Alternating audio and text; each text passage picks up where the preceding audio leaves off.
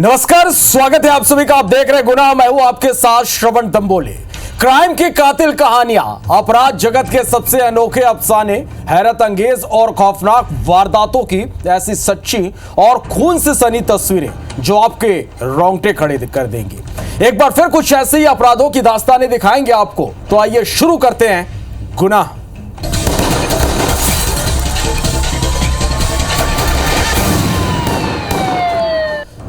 कहते हैं कि शक का कीड़ा यदि दिमाग में एक बार बैठ जाए तो फिर उसका कोई इलाज नहीं हो सकता। शक की वजह से लोग कई बार ऐसे अपराध कर जाते हैं जिसके बाद गुनाह से वापसी का कोई रास्ता ही नहीं बचता। यही शक एक बार फिर एक युवा के नृशंस हत्या की वजह बनी। हत्या के बाद शरीर का जो हाल किया गया वो जानकर आप डर जाएंगे। क्या है पूरा मामला, इस रिपोर्ट में आप देखिए।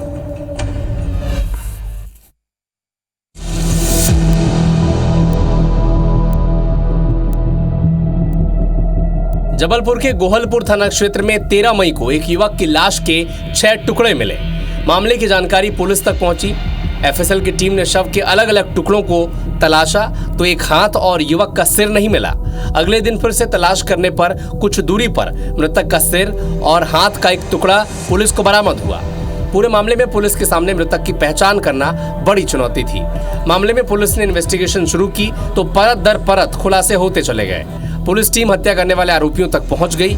जांच में सबसे पहले पुलिस ने युवक के हाथ में बने टैटू को ट्रेस किया और जिले में सभी थानों में गुमशुदगी की रिपोर्ट खंगाली, जिसमें गोरा बाजार थाना क्षेत्र के रहने वाले परम सिंह के रूप में मृतक की पहचान हुई। व्यक्ति की कटा हुआ बॉडी पार्ट्स मिले थे। उसमें स्टार्टिंग में दोनों पैर थे और मुंडी थी और एक हाथ था और एक बोरी भी मिला था। उस समय प्रॉपर तस्दीक करने के बाद हमको 3 टैटूज़ मिले और उसमें एक टैटू में एक हाथ में परम और मंजू लिखा हुआ था और दूसरा हाथ में पायल करके लिखा हुआ था। सभी थानों को हमने इन्फॉर्म किया ये तीनों टैटूज़ होने वाले कोई व्यक्ति मिसिंग है क्या, एक बार चेक करने के लिए।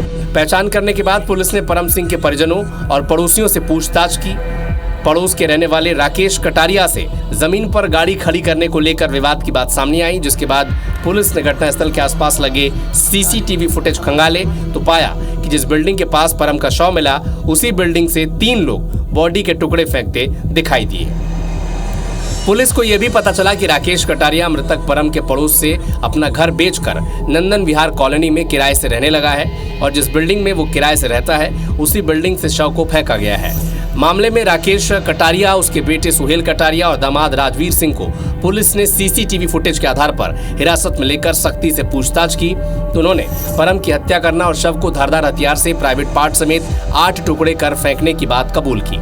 तीनों लोगों ने मिलके परम सिंह मृतक है उसको क्रिकेट बैट से मारते हैं। क्रिकेट बैट से मारने के बाद उसको परम सिंह को उनकी बाथरूम लेके जाते हैं, घर के बाथरूम, और वहाँ जाके कसैया होता है, बका होता है, मीट को कट करने के लिए यूज़ करते। उस कसैया से इन्होंने उनको मारना शुरू करते।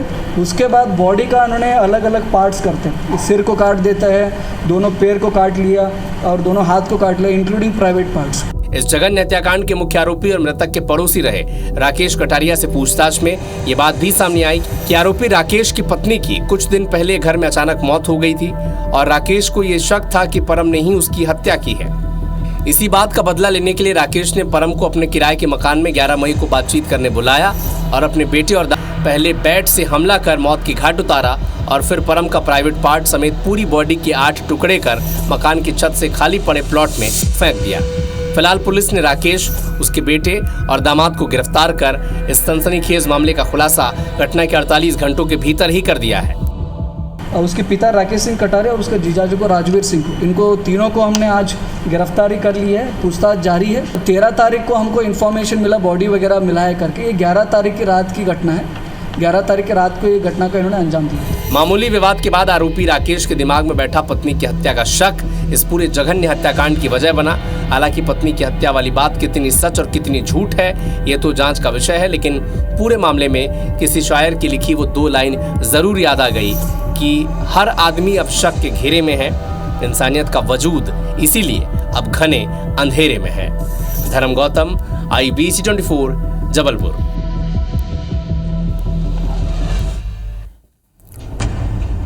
अपराध की कोई वजह नहीं होती, कुंठित मानसिकता का व्यक्ति कभी भी किसी भी अपराध को अंजाम दे सकता है। इस बात का जीता जागता उदाहरण देश की राजधानी दिल्ली में देखने को मिला, जहां एक व्यक्ति की जान चली गई, उसकी हत्या कर दी गई और हत्या के पीछे की वजह जानकर आप हैरान हो जाएंगे। एक ऐसी चीज के लिए हत्या कर दी गई जो महज 2-5 रुपए में आती है। इस रिपोर्ट को देखिए।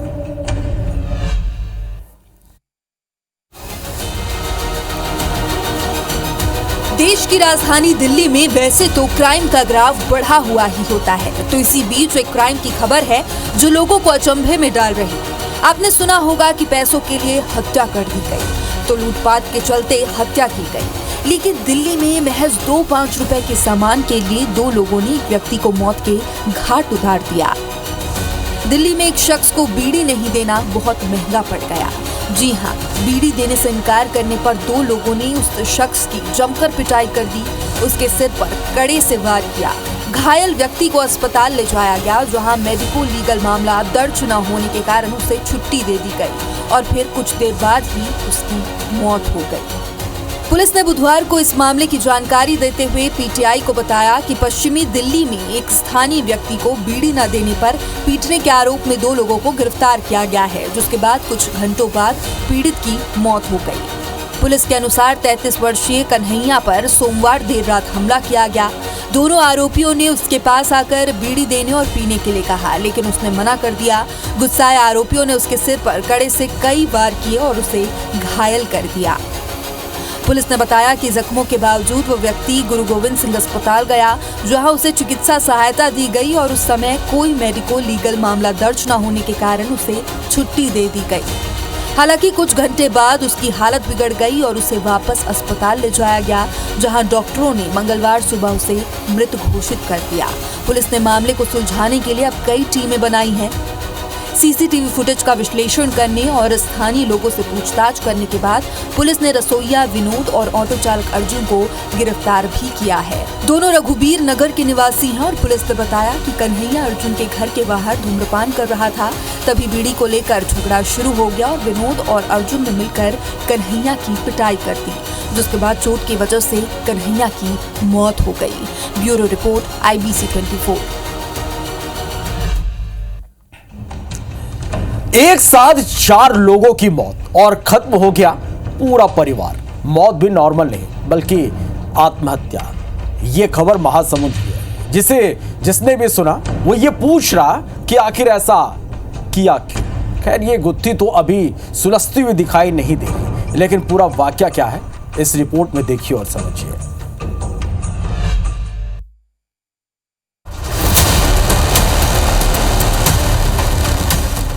महासमुंद में 4 जिंदगियां यूं ही खत्म हो गई। परिजन उनसे बात करने की कोशिश करते रहे और बाद में पता चला कि अब वो चारों इस दुनिया में ही नहीं रहे। मामला महासमुंद के बाग बहरा जिले का है। यहाँ हाउसिंग बोर्ड कॉलोनी में 4 लोगों की मौत होने से हड़कंप मच गया। मौत की वजह जानने के लिए पुलिस अब तफ्तीश में जुटी हुई है, लेकिन पुलिस के हाथ कुछ खास नहीं लगा है। जिन लोगों की मौत हुई उनसे परिजन 13 मई की रात से ही संपर्क करने का प्रयास कर रहे थे, लेकिन किसी ने फोन नहीं उठाया। ऐसे में परिजनों को शक हुआ।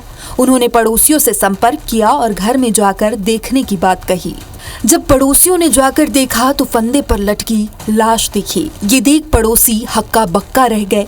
तत्काल पुलिस को सूचना दी गई और पुलिस के आला अधिकारी मौके पर पहुंचे।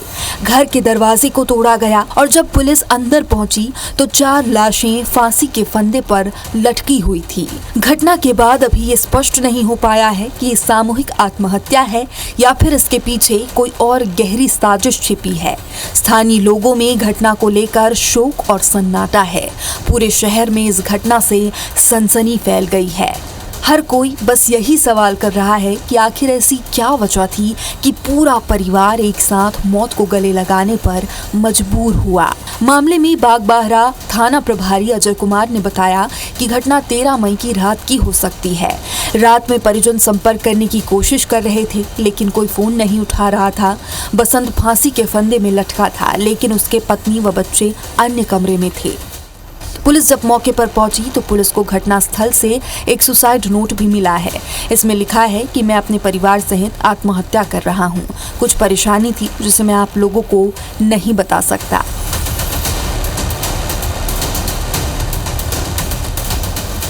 बता दें कि बसंत पटेल की उम्र महज 40 साल की थी और पत्नी भारती 38 की थी। उसकी 11 साल की एक बेटी और 4 साल का एक बेटा था। बसंत अनुसूचित जाति बालक छात्रावास में चपरासी के पद पर काम करता था। तो इस घटना के बाद बस एक ही सवाल है जो सबके मन में है कि आखिर ऐसा क्या हो सकता है जो बसंत अपनी पत्नी और बच्चों के साथ मौत की आगोश में समा गया। Bureau report IBC 24। और अब बात करते हैं ग्वालियर शहर से मिली एक खबर की, लेकिन उससे पहले कि हम खबर के बारे में आपको बताएं, पहले एक वीडियो आपको दिखाते हैं। ये वीडियो पहले आप देखिए। तो ये वीडियो देखकर आप सोच रहे होंगे कि ये सीन किसी फिल्म का है या कोई वायरल वीडियो है, लेकिन ऐसा बिल्कुल नहीं है। ये वीडियो बिल्कुल रियल है। यह वीडियो किडनैपिंग का है और फिल्मी स्टाइल में किडनैपिंग का एक भतीजे ने अपने ही चाचा की है। मामला कुछ बड़ा नहीं था, विवाद मामूली था, लेकिन युवक ने फिल्मी स्टाइल में अपने चाचा को किडनैप किया। चाचा से विवाद के बाद भतीजे ने घटना को अंजाम दिया और फिर जब घटना की तस्वीर सामने आई तो देखकर हर कोई यही कह रहा है कि यह स्टाइल तो फिल्मी है। लेकिन कुछ भी हो, किसी को किडनैप करना, मारपीट करना गुनाह की श्रेणी में आता है और हर गुनाह की सजा होती है जो इस किडनैपर भतीजे को भी मिलेगी। मामला ग्वालियर के माधोगंज थाना क्षेत्र का है।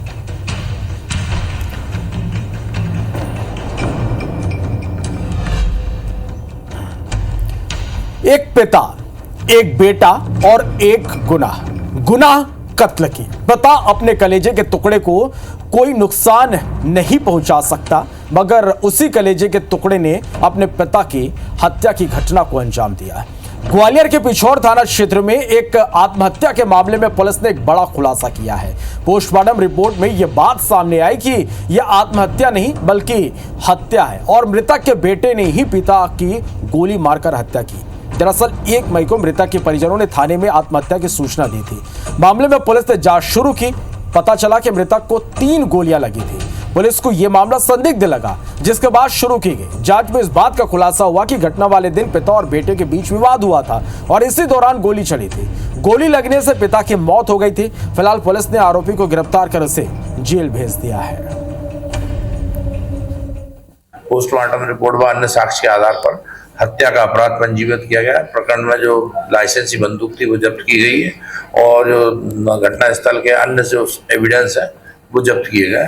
नाबालिग को हिरासत में लेके माननीय किशोर न्यायालय के समक्ष पेश किया गया। और अब बात उज्जैन के शिक्षक हत्याकांड की। करीब 2.5 महीने पहले उज्जैन में हुए शुजालपुर के योग शिक्षक की मौत के मामले में पुलिस ने 5 लोगों पर हत्या का मामला दर्ज किया था।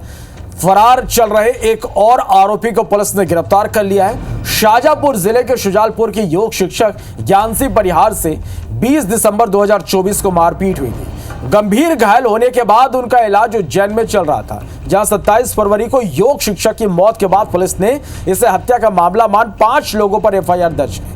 बता दें कि मामला रंजिश का था। मकान बनाने की रंजिश में योग शिक्षक से मारपीट करने वाले आरोपी दिलीप, उसके साथी वीरेंद्र खरे और किशोर पहले ही गिरफ्तार किए जा चुके थे। 2 आरोपी रोहित उर्फ घोटू जाटव और गौरव फरार चल रहे थे। आरोपी रोहित का मोबाइल चालू होते ही पुलिस ने उसकी लोकेशन ट्रैश की और उसे इंदौर के शिप्रा इलाके में सावेर रोड पर शराब ठेके के पास से दबोच लिया गया। फरार आरोपियों पर 7-7 हजार रुपए का इनाम घोषित किया गया था। पुलिस जांच में सामने आया कि हत्या की साजिश मकान निर्माण को लेकर पुरानी रंजिश में रची गई थी। मुख्य आरोपी दिलीप सिंह ने मारपीट की शुरुआत दिलीप ने की थी, बाकी आरोपी उसके साथ मौजूद थे। अब इस हत्याकांड में केवल गौरव की तलाश जारी है, जिसकी गिरफ्तारी के लिए पुलिस लगातार दबिश दे रही है। रायगढ़ के रहने वाले थे, वहाँ के पास में रहने वाले रोहित जाटव, ध्रुव खरे, किशोर पुरविया और गौरव शर्मा ने मारपीट गई थी, जिसमें उनकी मौत हो गई थी। इसमें से कल रोहित को हमने बेबस उसको हमने पकड़ा है कि मुखबिर की सूचना में से कुल 5 आरोपी थे। अभी 3 उसमें जेल में और एक अभी फरार। ग्वालियर में कार को साइड ना देना बाइक सवार युवकों को भारी पड़ गया। कार सवार युवकों ने बाइक सवार युवकों के बीच सड़क पर ही जमकर मारपीट हुई। घटना का एक सीसीटीवी फुटेज सामने आया है। दरअसल बहोड़ापुर थाना क्षेत्र के शत प्रताप आश्रम पर रहने वाले सत्यपाल यादव अपने दोस्त विकास के साथ बाइक से जा रहा था। जब वह आश्रम की रोड पर पहुंचा तो एक कार सायरन बजाते हुए पीछे से आई, लेकिन साइड नहीं देने पर कार चालक और उसके पास साथियों ने मिलकर सत्यपाल और उसके दोस्त की पिटाई कर दी। पीड़ितों की शिकायत पर पुलिस ने 6 केस दर्ज कर 4 आरोपियों को इस मामले में गिरफ्तार किया है।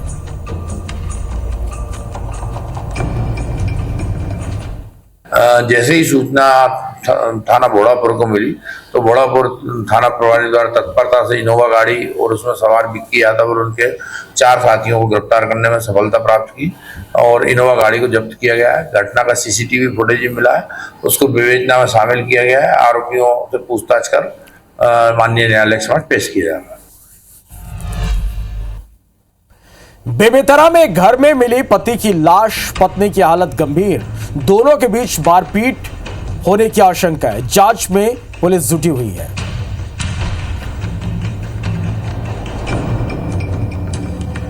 चलिए छोटे से ब्रेक के लिए यहां पर रुकते हैं, जल्द लौटते हैं।